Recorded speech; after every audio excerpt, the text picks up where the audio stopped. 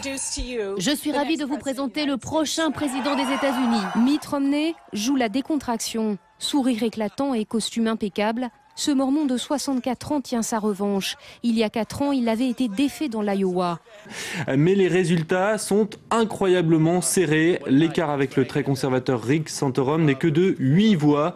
Regardez les résultats complets qui s'affichent.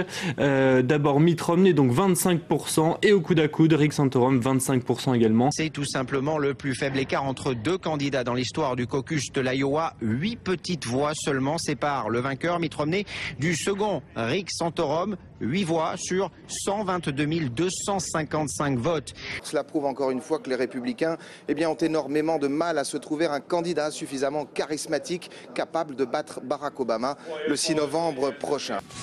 Ses bains de foule et son style plus décontracté ont fini par payer. C'est une campagne pour la victoire de l'Amérique. Nous allons changer la Maison-Blanche. Nous allons remettre l'Amérique sur les rails. Le voici au coude à coude avec le candidat ultra-conservateur des chrétiens, Rick Santorum. Ce père de 7 enfants n'a ni trésor de guerre, ni organisation véritablement rodée. Mais il parvient à rassembler près de 25% des voix, une percée inattendue pour cet ex-sénateur de Pennsylvanie. Les gens n'arrêtent pas de me demander comment j'ai réussi cela. En retard dans les sondages, avec peu d'attention des médias. Chaque matin, quand je me réveillais pour me préparer à ce challenge,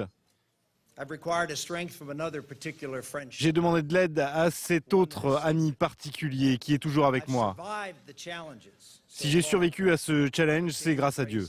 Belle performance aussi pour Ron Paul, 3e homme du scrutin. Il a su convaincre une partie de l'électorat républicain avec ses idées libertaires. Cet isolationniste convaincu voudrait même que son pays se retire de l'ONU.